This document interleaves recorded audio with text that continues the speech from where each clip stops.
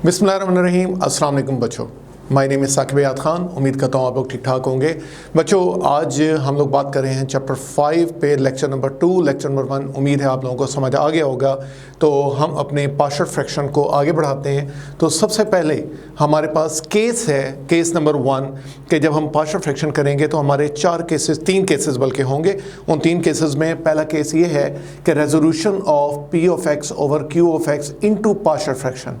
आपको last time बताया था कि P of x over Q of x ये क्या है, ये रैशनल फ्रैक्शंस हैं। अच्छा, क्यू ऑफ एक्स क्या होगा, 0 के बराबर नहीं होना चाहिए। और आज के केस में हमारा जो क्यू ऑफ एक्स है वो कहता है only non repeated linear factor होना चाहिए। मतलब ये क्यू ऑफ एक्स फैक्टर होना चाहिए लीनियर, लेकिन रिपीटेड नहीं होना चाहिए। For example, Q of x क्या होगा, x माइनस a1 की शक्ल का होगा, x माइनस a2 की शक्ल का होगा, या x माइनस a3 की शक्ल का होगा, and so on up to.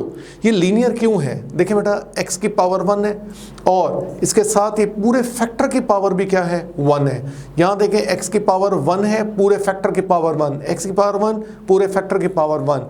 इस तरह की अगर आपके पास क्यू ऑफ एक्स के फैक्टर्स बने हुए हों, लीनियर फैक्टर हों, तो हम जो पार्शियल फ्रैक्शन करते हैं क्या करते हैं, x माइनस a1। अच्छा, ये a1, a2, a3 की जगह कोई कॉन्स्टेंट्स वैल्यूज़ होंगी, कुछ भी हो सकता है, 1 हो सकता है, 2 हो सकता है, 3 हो सकता है, and so on up to. तो पहले फैक्टर के ऊपर हम a1 रखेंगे, दूसरे के ऊपर a2 रखेंगे, तीसरे के ऊपर a3 रखेंगे, आखिरी वाले के ऊपर हम an रखेंगे। लेकिन हम ये कांस्टेंट वो चूज़ करेंगे जो हम ऑलरेडी चूज़ कर रहे होते हैं। हम इसके ऊपर a लिखेंगे, इसके ऊपर b लिखेंगे, इसके ऊपर c लिखेंगे।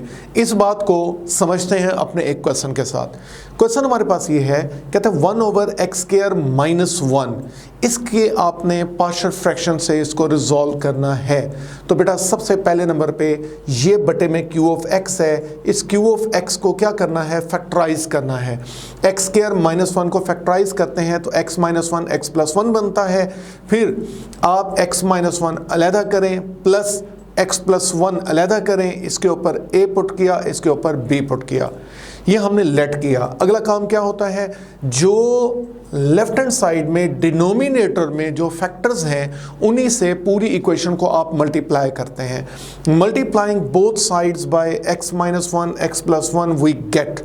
हम दोनों तरफ मल्टीप्लाई करेंगे तो क्या होगा, x माइनस 1 x प्लस 1 इस साइड पे मल्टीप्लाई होगा तो नीचे कैंसिल हो जाएगा, 1 बच जाएगा। x माइनस 1 x प्लस 1 इससे मल्टीप्लाई होगा तो x minus 1 cancel, x plus 1 आ जाएगा a के पास, इससे ये दोनों प्रोडक्ट होगा तो x प्लस 1 कैंसिल हो जाएगा, b के पास x माइनस 1 आ जाएगा। अच्छा, अब लेट करें a के नीचे, क्योंकि अब मुझे a और b की वैल्यूज़ चाहिए। लेट कर लें a के नीचे जो कोई फैक्टर है उसको आप 0 के बराबर पुट करें तो x की वैल्यू आ गई 1। जहाँ जहाँ x है बेटा वहाँ 1 डाल दें। ये 1 ऑलरेडी है, यहाँ x को 1 डाल दें, यहाँ x को 1 डाल दें। जब यहाँ x को 1 डालेंगे तो 1 माइनस 1 क्या हो जाएगा, ये हो जाएगा बेटा ये 0। तो ये क्या हो जाएगा, 1 प्लस 1 2, 2 आप 1 के नीचे भेज दें। ये देखें, ये काम किया हुआ है। x की जगह जब 1 पुट किया तो 1 प्लस 1 2a बन गया, 1 माइनस 1 0 इंटू b 0 हो गया, तो 1 2a के बराबर आ गया। 2 को भेज दें बटे में तो a की वैल्यू आ गई 1/2। अब b के नीचे जो कुछ है उसको, जो फैक्टर है उसको आप 0 के बराबर पुट करें। अच्छा, 0 के बराबर पुट करने के लिए शर्त यह है कि फैक्टर का लीनियर होना ज़रूरी है। तो लीनियर सुनात x की पावर 1 पूरे फैक्टर की पावर 1 होनी चाहिए।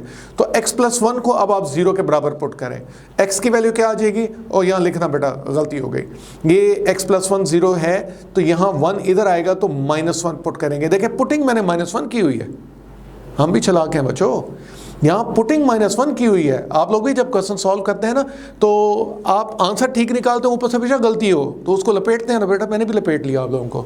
अच्छा खैर, तो x की वैल्यू -1 आ गई। जहाँ जहाँ x है वहाँ पे आप -1 डाल दें। तो -1 पुट किया, -1 पुट किया, ये सारा ख़त्म हो गया। ये आ गया -2b, 1 के बराबर आ गया। b की वैल्यू क्या निकाली, -1/2।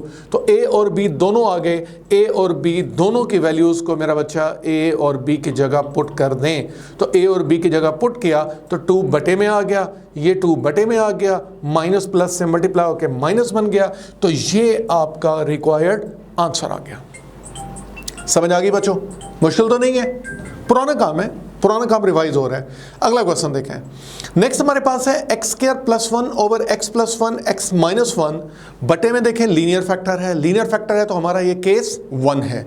लेकिन अगर आप देखें तो बेटा ये एक इम्प्रॉपर फ्रैक्शन है। क्यों इम्प्रॉपर फ्रैक्शन है?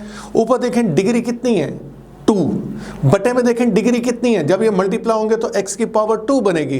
तो इम्प्रॉपर फ्रैक्शन में हमने कहा था कि degree of p of x is equal two degree of q of x हो तो तब डिवीजन करनी है, या degree of p of x degree of q of x से बड़ी हो जाए तो तब भी हम डिवीजन करते हैं, वो इम्प्रॉपर फ्रैक्शन होती है।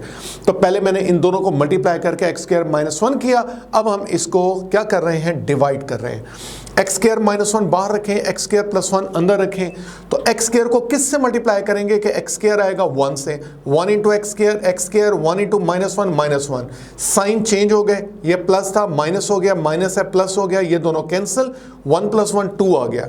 लिखेंगे कैसे, quotient plus remainder over divisor, ये हमने लिखा। आपकी इम्प्रॉपर फ्रैक्शन प्रॉपर में कन्वर्ट हो गई, 2 ओवर एक्स स्क्वायर प्लस 1 बन गया। इसे उठा लो, इसे इक्वेशन 1 का नाम देके इसे उठा लो, 2 over x square plus minus 1 को। तो इसे जब हमने उठाया तो एक्स स्क्वायर माइनस 1 को फिर मैंने लिखा किस शक्ल में, एक्स माइनस 1 एक्स प्लस 1 की शक्ल में।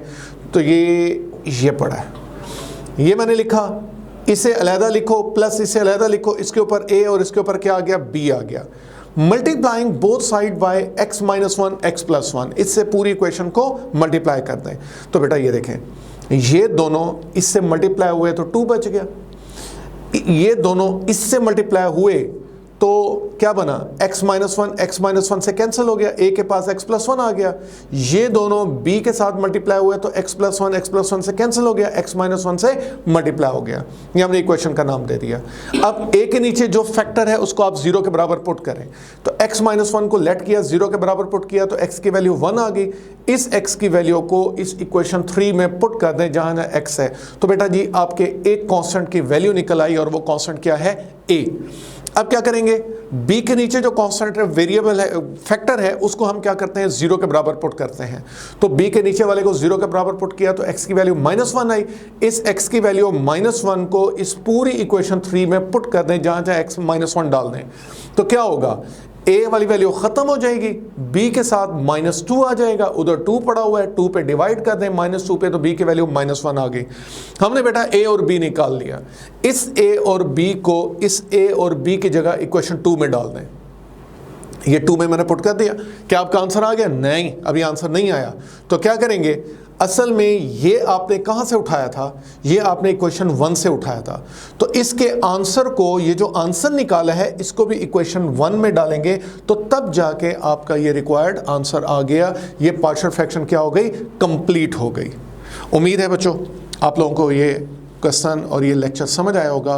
किसी किस्म का कोई भी इशू हो तो मेरा बच्चा आप लोग डिस्कस कर सकते हैं, डिस्कस करेंगे, मुझे मैसेज कर दीजिएगा तो इंशाल्लाह आपको रिप्लाई मिलेगा। अल्लाह पाक आप लोगों को अपने हिफ्ज़ व अमान में रखे। अल्लाह हाफ़िज़।